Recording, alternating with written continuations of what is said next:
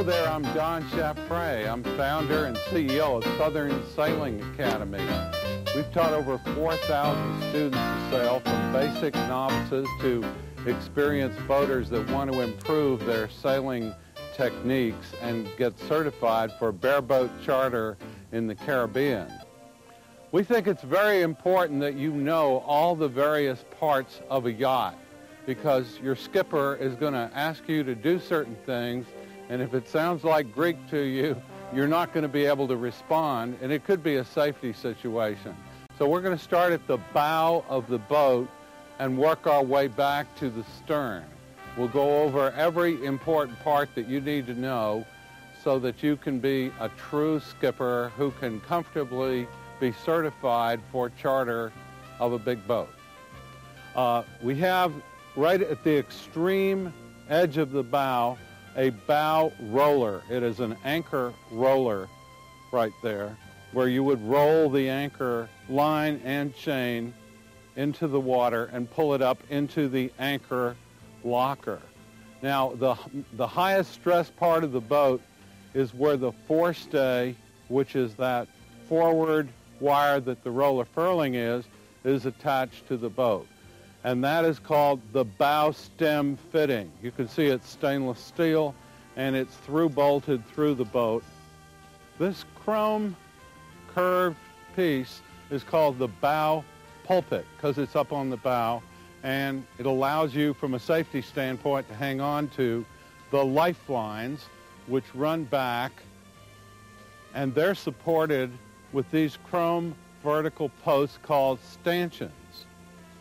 Okay, so we have the bow pulpit and we have the lifelines, and they're supported by stanchions. Now, the roller furling is probably one of the best inventions that's ever been created. Rather than having to take a sail and pull some snaps called hanks and hank them up the forestay and take them down and fold the sail, all you do is pull this line, which is the roller furling line that is led back to the cockpit to furl the sail up, so that you can reduce the size of the sail in higher winds or furl it up completely when it's at dockside. As we work our way back, we have our mooring cleats on the bow, and they are on the port and starboard side. That puts your dock lines on there, and they need to be very strong and positioned properly so that you can get the right tension to the docking cleat. Let's talk about the standing rigging.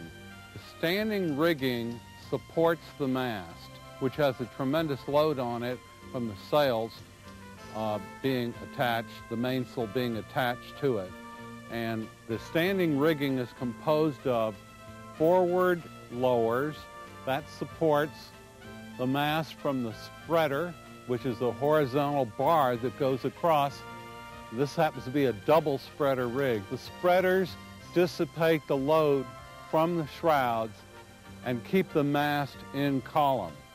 We'll now talk about the side shrouds that give the main support to the mast. This is the side shrouds. You have the outside shroud goes all the way up and runs through the lower spreader, runs through the upper spreader, and terminates at the top of the mast on a tang. The inside shroud is attached to the deck through a chain plate that is bolted through into the hull to give it great structural strength. It runs up through the lower spreader, and it terminates just below the upper spreader. The halyards are vertical ropes that run inside the mast that hoist the sails and keep them hoisted. And those halyards terminate at the base of the mast through blocks and then through a deck organizer, which leads them back to the cockpit through sheet stoppers.